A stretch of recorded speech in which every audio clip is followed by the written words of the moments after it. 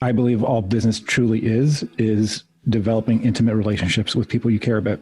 So if you start from that premise, everything is so much easier to grow. What would the world look like if people felt like they mattered? Welcome to the Lead with Love podcast, exploring what it means to lead with love in business and life. I'm your host, Jada Selner, and in this show, I'll share meaningful conversations to help you, the creative, the entrepreneur, the world changer, reach more people, go after your dreams, and serve your community with love. I appreciate you joining me. Now, let's get cozy and start today's episode. In today's conversation, I get cozy with my friend and fellow dreamer, Giovanni Marsico. We talk about claiming the word dreamer, the importance of finding people like you, and the magic that goes behind hosting epic live events. Giovanni is the founder of Archangel, an organization and global community dedicated to supporting the growth of superheroes. That is visionary leaders and mission-driven entrepreneurs who want to change the world. The Archangel organization is designed to provide these superheroes with the tools and resources they need to grow and to connect them with one another for support and peer-to-peer sharing, both virtually and through immersive experiences like the annual Archangel Summit conference, which brings together thousands of attendees in Toronto every fall. I truly love this conversation, and I'm so excited for you to get to know Giovanni. Hey, Giovanni. Hi. It's been a while since we've connected. I know the last time that we saw each other was in 2016, where I had the opportunity to speak at the Archangel Summit, which I'm excited to dive into more in this conversation today. But that was just an amazing opportunity to be able to share the stage with Seth Godin, Gary Vaynerchuk, Gretchen Rubin, and even I just can't wait to share all the people who will be speaking there this year. But I first discovered you.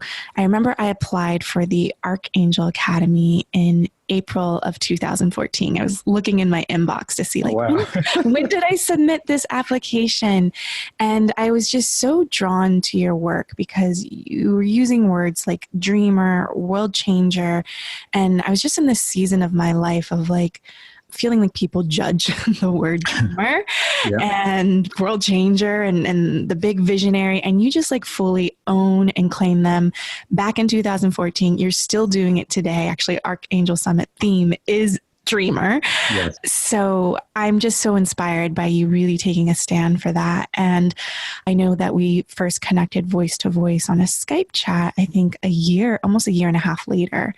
And I believe that you heard me on Todd Herman's podcast interview. Yeah. And we just had a Skype chat and were just talking.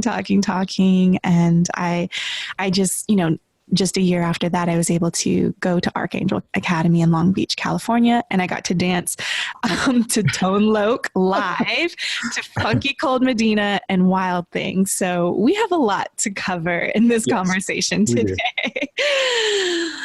So just, I always love to just start with, what does leading with love mean to you, and how you put love into practice in your work that you put out into the world?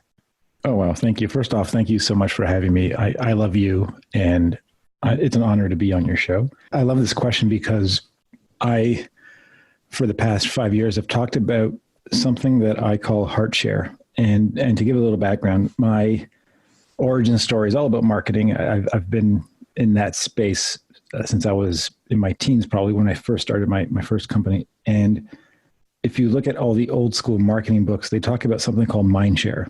To give an example, if I said the word cola, most people will think of Coca-Cola as the company or the brand that owns the mind share of that category.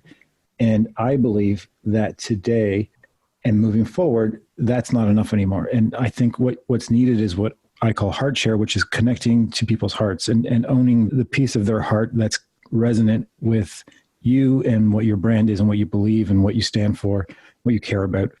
So I think everything we do starts with love. The love for our movement and mission, the love for the tribe and the community we've built, the love for our team, and the love for each other. And it almost sounds for some people weird to talk this way about business, but I don't think there is any other way. I believe all business truly is developing intimate relationships with people you care about. So if you start from that premise, everything is so much easier to grow. Yeah. And was there ever a time in your entrepreneurial journey where you leaned more into the mind share and more of that marketing over heart share? For sure. Anything before Archangel. Yeah. What would be a specific moment from that time? So prior to this amazing place that I'm in, I used to be in the real estate space, and I used to do really well. And the reason I did well is because I focused on a very specific niche, which was pre-construction condo investments in the downtown Toronto area. It's the only thing I did. And when people thought about that world, they thought about me. I had mind share in that space. And I still think it's valuable to understand that it's so much more effective to be a so-called big fish in a small pond where you almost own a category. And when people think of a specific category, they think about you versus trying to be competitive in a large space. And a lot of people in the business world are kind of scared of niching down to a very specific audience, but it's so much more effective. And that it's still important and effective. I just think you have to add the hard share on top of it now. Yeah. And you made a pivot from real estate into hosting events for world-changing leaders.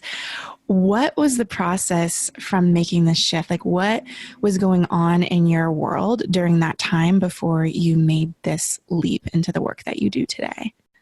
Thank you. It may, on the surface, sound like a complete detour. Like, what are you talking about? How do you go from real estate to doing what you do now? And I went through something that a lot of people go through, which is you start off building something based on financial gain because, you know, you have to pay the bills and you have children to feed and you want to make sure there's security and safety. And that's what real estate was. And then it became almost like golden handcuffs where I developed a reputation and a platform in that space, and I never liked it. It was never aligned with who I was or who I am. I just didn't understand that language back then. There wasn't fulfillment and there wasn't meaning, and it created anxiety and depression. But it afforded me the chance to invest in self-development, in joining mastermind groups, going to big conferences. And the Archangel community was born out of the frustration that, you know, I loved all the groups I was in, but there's always something missing. And the thing that was missing for me was being around more people like me, which is so important, to be around people where mission is first. Money's not the mission. Money is the tool that fuels the mission. And it allowed me the chance to start my Archangel group in an organic way where I was doing it almost on the side of my real estate business. But then the analogy I like to use is that real estate was like a bad marriage of convenience and Archangel was my soulmate. And the pain of the difference was so great that it almost forced me to quit real estate and go all in on the Archangel project. And that happened at the beginning of 2016. And that's when we started planning our first summit event that you spoke at. And since then, everything's just skyrocketed. And I'm curious what the symptoms were, you know, externally, as well as what was going on, what were the words that were going on internally inside your mind? Because I know you didn't have the words that you were out of alignment during that time. So what were kind of the physical symptoms and then like the internal words that you were saying to yourself inside during that moment of being out of alignment with your work? Physical was easy to notice. Without contrast, you can't see what's going on, right? I love the analogy that you can't read the label of the jar that you're in. So sometimes you need contrast to figure it out. But for me, I was at the time 70 pounds overweight. Like I lost 70 pounds in 2016 after quitting real estate. And I was also, I'll use this language, I was anxious and depressed. Although now, like what people probably define as depression or anxiety, to me now just represents my intuition or my body telling me that I'm not in alignment. So it's almost like a gauge or a compass pointing you in a different direction. It's like your body saying, listen, there's nothing wrong with you. It's just what's happening right now isn't the right path. And I was always feeling like something was missing. And there was so much fog around what that was, that it was frustrating. And everything was draining. So the people I was serving, it felt like I would come home and the batteries were empty. And Archangel is the opposite. If I'm around people that I'm serving now, they charge my batteries. Sometimes they supercharge my batteries. I'm a super introvert too. So for someone like me, that's so important. Yeah. Do you know your Myers-Briggs? Is that the 4 letters? Yeah, the 4 letters. INTJ. Okay, cool. Yeah, so you're like a mad scientist and like changing the world in your pajamas behind closed doors. And what did you try to move out of that space of anxiety and depression? What were some of the first steps that you started to take to move from that fog? So what a lot of people might call doing the work, like self-development, working with coaches. Someone who actually helped a lot was someone who spoke at Summit, Philip McKernan, and I went to his Brave Soul retreat in Ireland in 2015. And that was monumental in terms of just creating the space to allow myself to think about myself, which I don't think any of us really do. Like how many people in their calendar say, this 3 hours is dedicated to me thinking. We feel like we don't ever have the time to do it, but it's the most important thing, to self-reflect and to brainstorm and dream and just give yourself space to think about what's happening. And that trip was I think a 7-day or 10-day retreat gave me that space to just think and reflect and say, what's working, what's not working, what do I want to create, what do I want to destroy, right? That time for me, it was summer of 2015, was so pivotal. What would you say was your biggest insight or takeaway from that retreat? Was there something that Philip said to you, or that was like a light bulb moment that came up for yourself in that personal reflection time? Oh, there's so much in that event. And I don't want to give away his structure of how he does things. Yeah. But there was almost a takeaway. Like there was a Q&A right near the end where I asked a question, and it became one of the most profound things that happened for me at the event.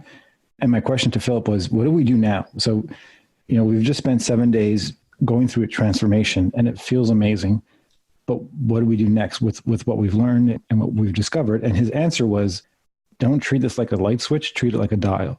Meaning, you're not one person today and then you get home and you're another person, you're completely changed. You have to process things slowly and incrementally, as if you were turning a volume meter from 0 to 1 to 2 to 3 over time versus a switch from on to off.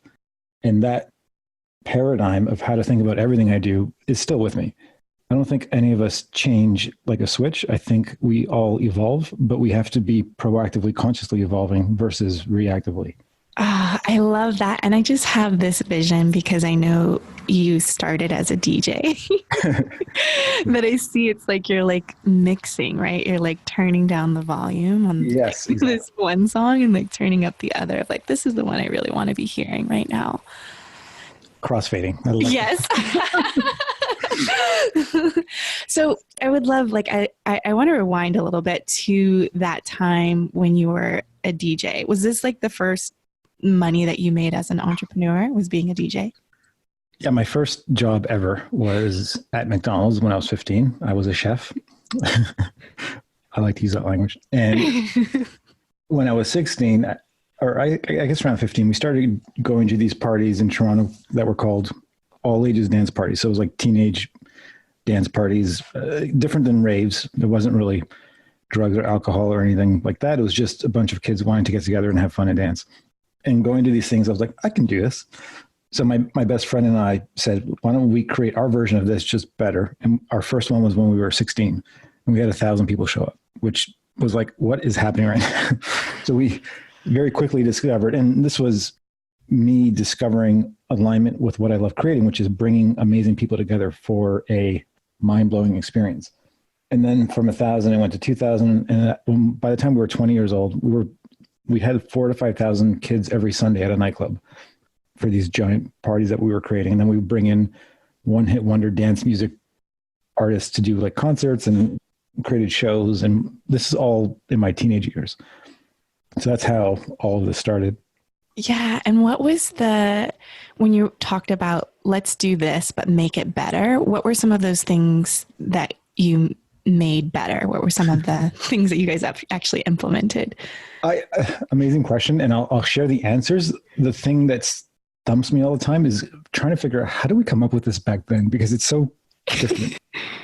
We created a show. So instead of just having a DJ playing music to an audience or to a crowd dancing, which is still amazing, we had showtime. So like at, let's say 9:30 p.m., the music would stop, all the lights would come off. And then there was this video that came on the screen that I produced with like old school. I would have 2 VCRs and I would have to dub clips of movies and put them together like very manually. It was hilarious. For example, one of the events was called Trip to the Moon.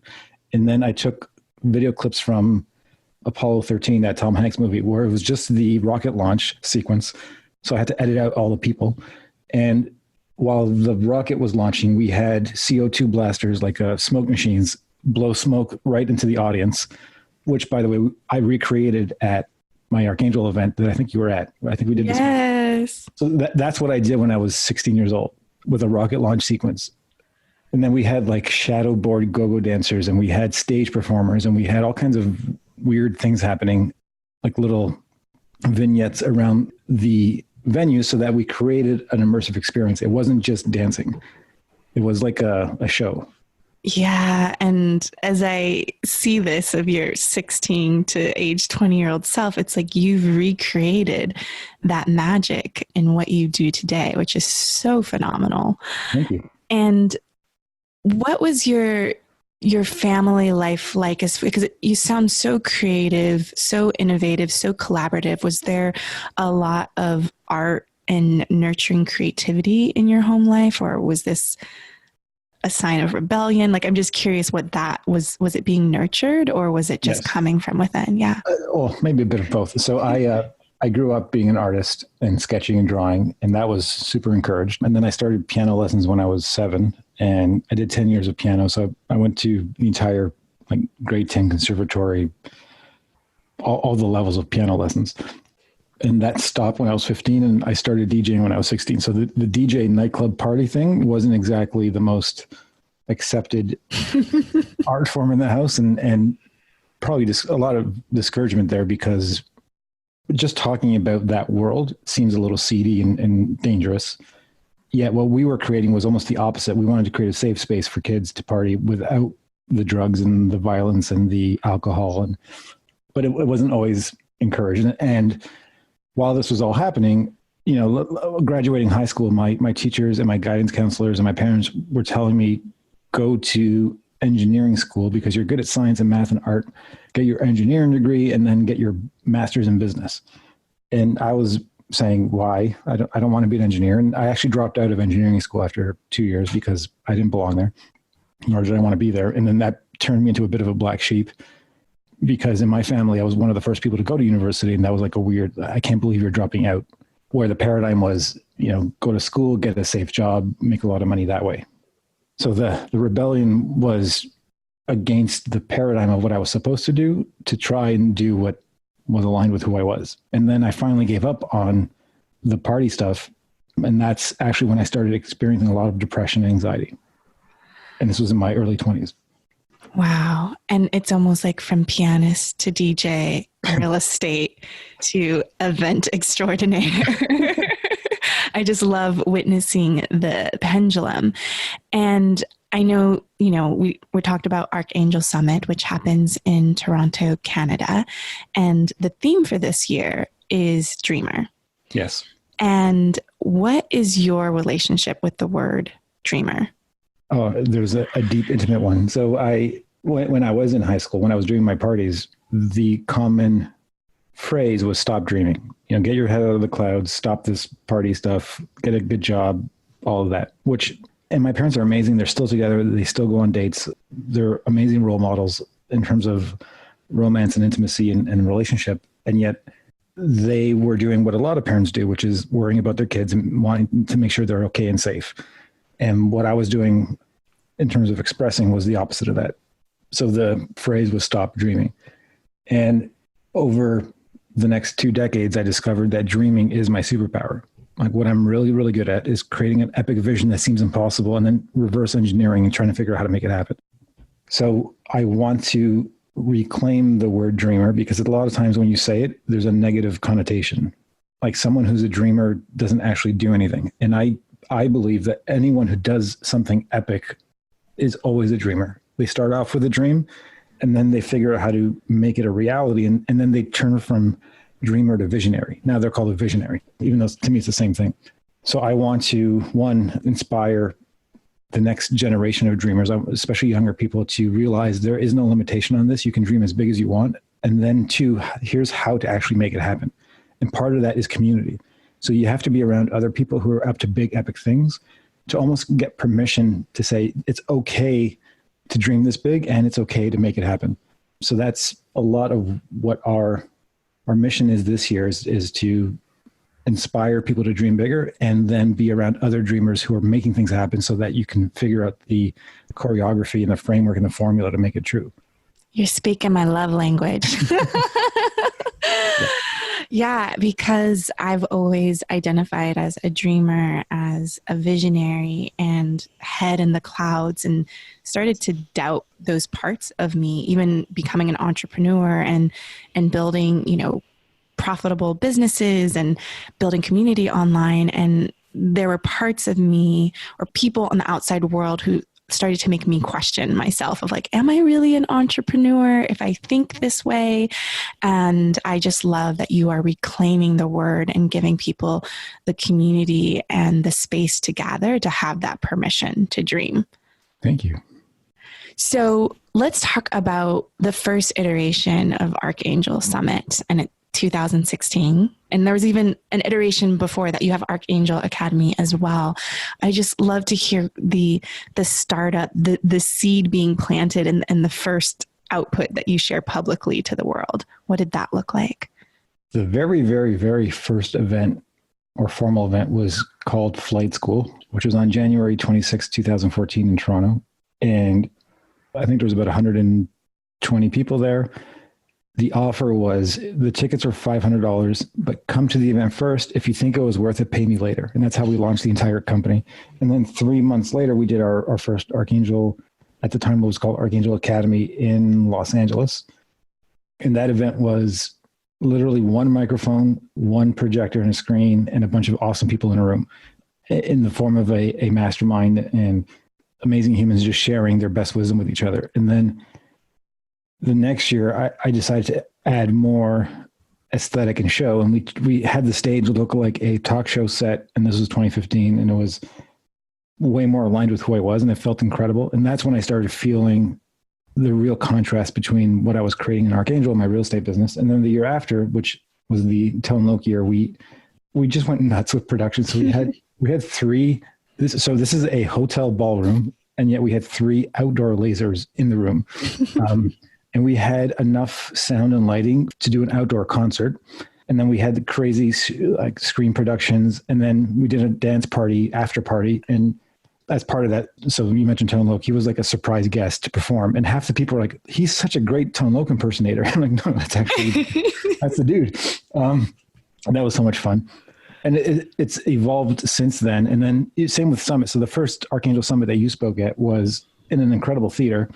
And it was a bunch of amazing speakers with an amazing audience and about 1,500 people. And we've kind of evolved that experience in the same way, where the last Archangel Summit, which was last fall, 2018, we had, I think, 30 circus performers, and we flew in an opera singer from Japan, and we had 6 drummers, and we had crazy visuals and video. And it felt like a hybrid of Cirque du Soleil having sex with Ted kind of thing.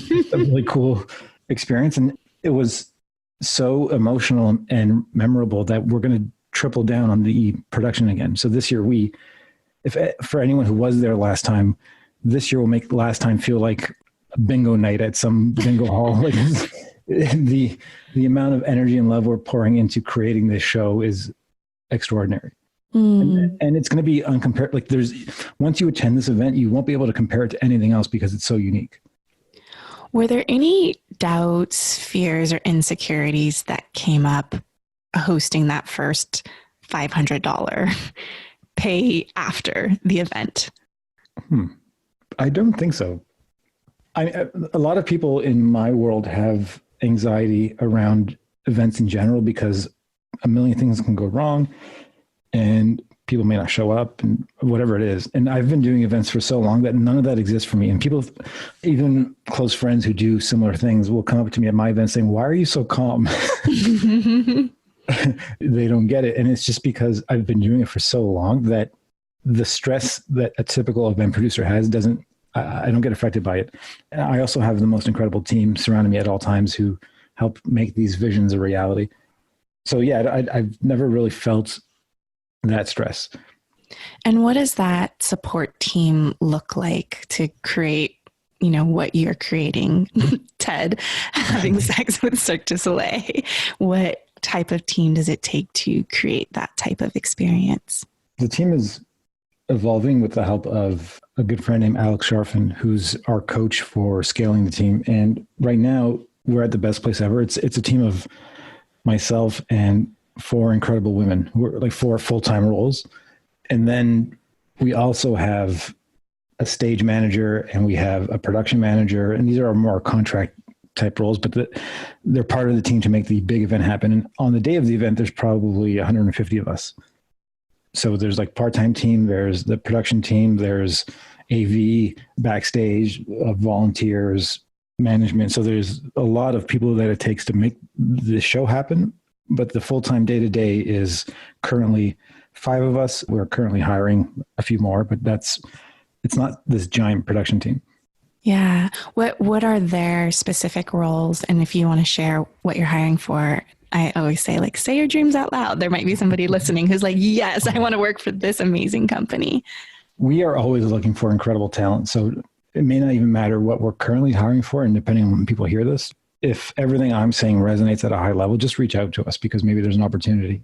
So the current team, we have Nikki, who's my operations queen, Stephanie, my partner, who helps me lead the company and co-host events, and she's responsible for communications.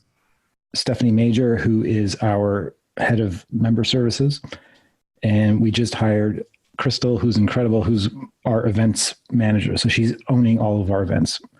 And the next roles will be an EA, like someone to support my growth and be my air traffic controller for my brain.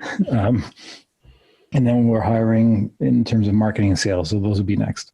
Awesome. I love just hearing those pieces because I think when you are a visionary, you need that team to support in executing the vision and making it a reality. Like it's not a one-person job. Right. Yeah. And what would you say is something that you're really proud of in terms of hosting live events and maybe a specific moment that just made you feel really proud of the work that you do? For me, it's transformation and getting stories of change that happens after people attend and getting stories of relationships that get created or evolve after people attend. So for most people, when they think of an event, especially a personal development or business development event, it's like a one-day thing and then life goes back to normal. For me, it should be a shift. There needs to be change and transformation. So I'll get stories of people like this one lady, Tamara, who in 2016, she couldn't afford her ticket. So a friend of hers bought it for her. And then she discovered Angela Loria, who's in our master's group. Angela helped her write a book. The book did well. She built a coaching business off of that, is now a member of our master's group, doing really, really well. So all of this happened from someone having the inspiration to support their friend to come to the event and then seeing what's possible, being around amazing people and just having an entire business flourish. And now Tamara gets to help thousands of other people in her own way. Those are the kind of stories that keep happening because of people attending. There's also Dave and Adele, who are 2 individual friends of mine who actually met at my event and now they're completely in love. So there's also this like awesome personal growth thing and matchmaking that happens. But my favorite thing in general is when I get people telling me that they came to the event alone or not knowing people, and now they have their new BFFs because part of what I teach and what I profess and part of my philosophy is that you have to curate your tribe very specifically so that you're bringing people together who are the same. And when they get to connect in person and in real life, bonds are created that are so deep that they will forever be a part of your community because they're around people like them. And that's why we invited Seth Godin to come back and speak again, because that's his philosophy. And his famous line from his book Tribes is, people like us do things like this. So people always want to be around other people like them, and like them is whatever their definition is. In this case, it's dreamers and visionaries who want to create giant impact.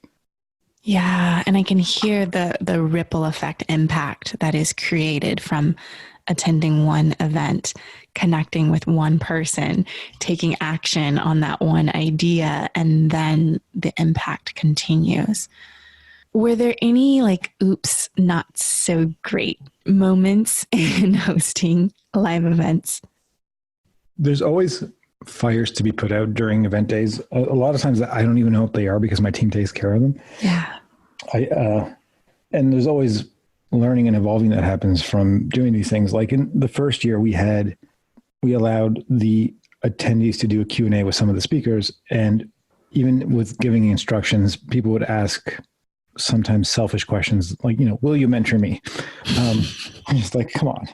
So we stopped the Q&A portion in that sense. And we've done it in a different way where people can submit questions in advance, that kind of thing. And there's always evolving and learning from what people like and don't like. And sometimes you can't make everyone happy. Like we had Simon Sinek in 2017, who's one of my favorite speakers ever.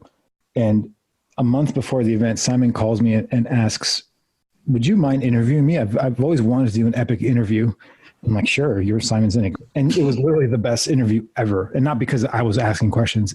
It actually, we did Q&A, I interviewed him first, and then we did some audience stuff with really intense, amazing questions. And his answers were all 12 out of 10. But we still had people in their post-event survey saying, I would have wished Simon did a keynote instead of an interview, right? So you can't, there's always something like that to learn from. And we're constantly getting better and better at programming, at experience design. I feel like the 2018 event was the first time we truly nailed it, like a 12 out of 10 experience. And now we have to up that again. So.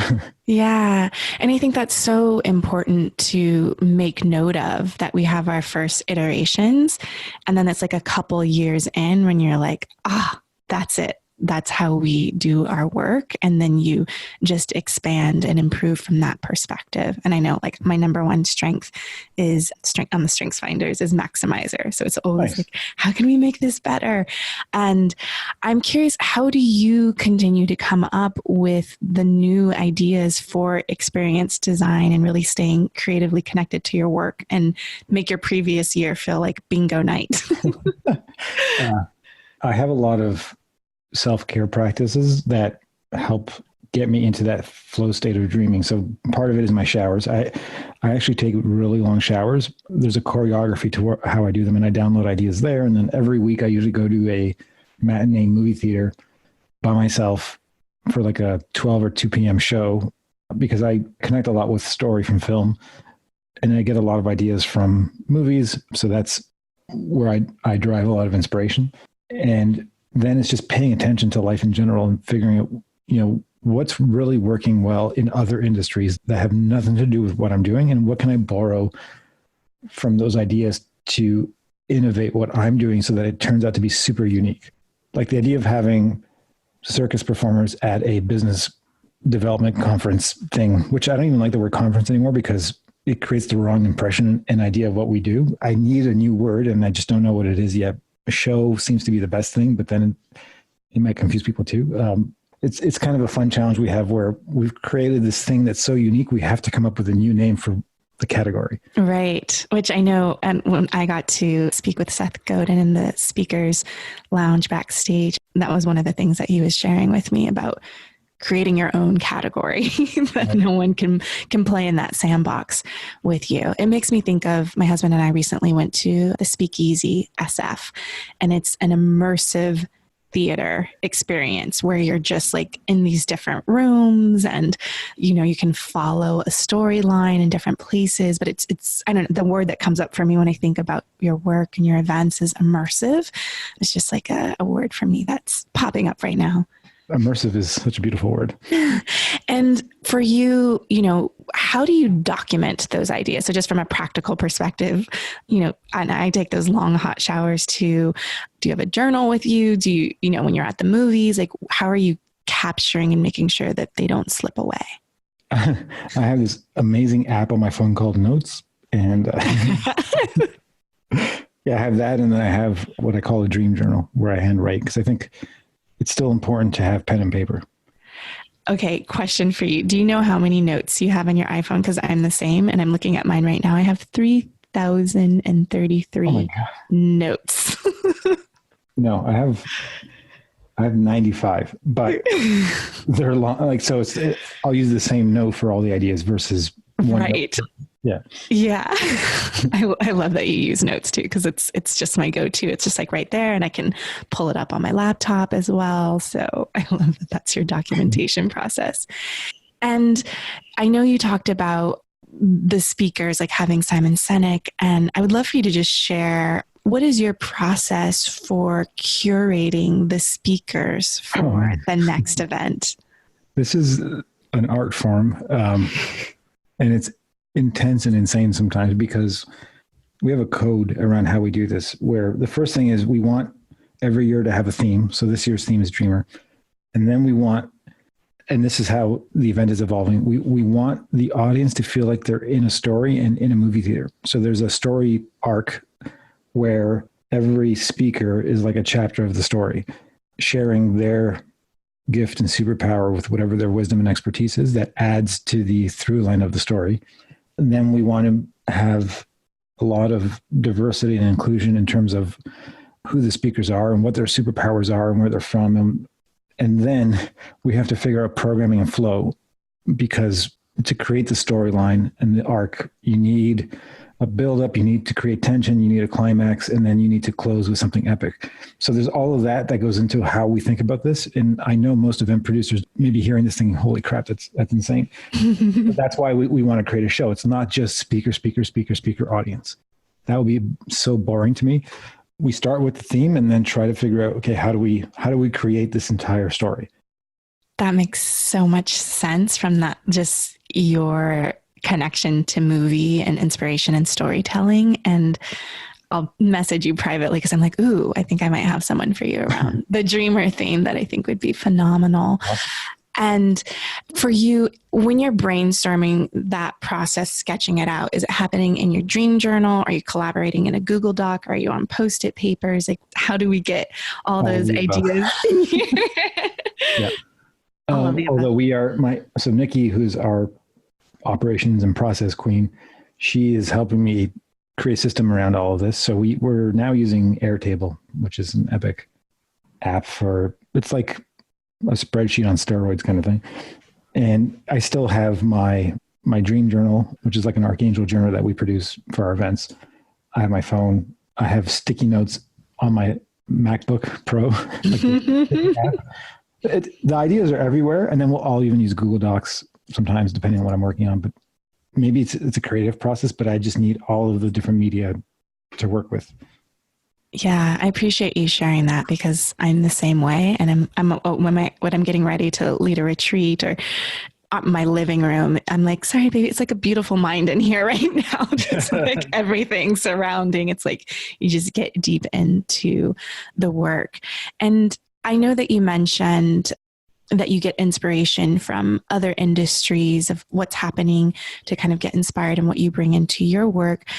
How do you keep up with the ever-changing tides that seem to be in the online space? Because I'm sure that that's a place where, you're letting people know about the work that you do so they can come meet face-to-face, heart-to-heart. And so I'm just curious how you move through that as online marketing and those different things seem to be changing all the time. The way that works for me best is community. So we have our masters group, which is like our inner circle mastermind. And whatever I need, anything, I just reach out to this group and ask a question and get an instant answer versus trying to do research on my own. And it allows me to stay connected to what's relevant and current. And everyone has their own superpower, and everyone has their own way they've built their own company. And we can share resources and share wisdom that way so that we're always on top of current things. And at the same time, I think it's important to stay old school sometimes. Like there's always a new gimmick and a new trend and a new thing happening, and trying to stay on top of everything is annoying. And, you know, like perfect example, I'll do some events where there isn't even a website for the event. It's literally me inviting people one by one, where it's all relationship based and filling an event that way versus worrying about Facebook ads and funnels and technology and all these things that I don't think you need to use if your thing you're creating is for a small group of people. If you are selling a product to thousands or hundreds of thousands of people, then for sure you need that kind of stuff. But a lot of the internet marketing space uses language around needing giant email lists and needing funnels and needing all these things where you just need to make a few phone calls. Mm-hmm. Yeah. Just bringing back in that layer of heart share and connection and intimacy. Yes. And what's your favorite way to connect with your loved ones to make sure that, you know, when you're doing big mission work in the world, I'm sure you're drawn to it and are constantly thinking about it and inspired to work on it. And so how do you find those moments to disengage from your work and connect with the people that you love? I think it's super important to have boundary and routine where, you know, your calendar is proactive versus reactive, where you actually have time in your calendar for date night and you have time in your calendar for parenting time or connection time with your children, and time in your calendar for yourself, like self-care time that's blocked off so that you can't overflow work stuff into that. And is there a specific ritual that you have or way that you like to spend time as a parent? We are very active. So we'll go to the park all the time.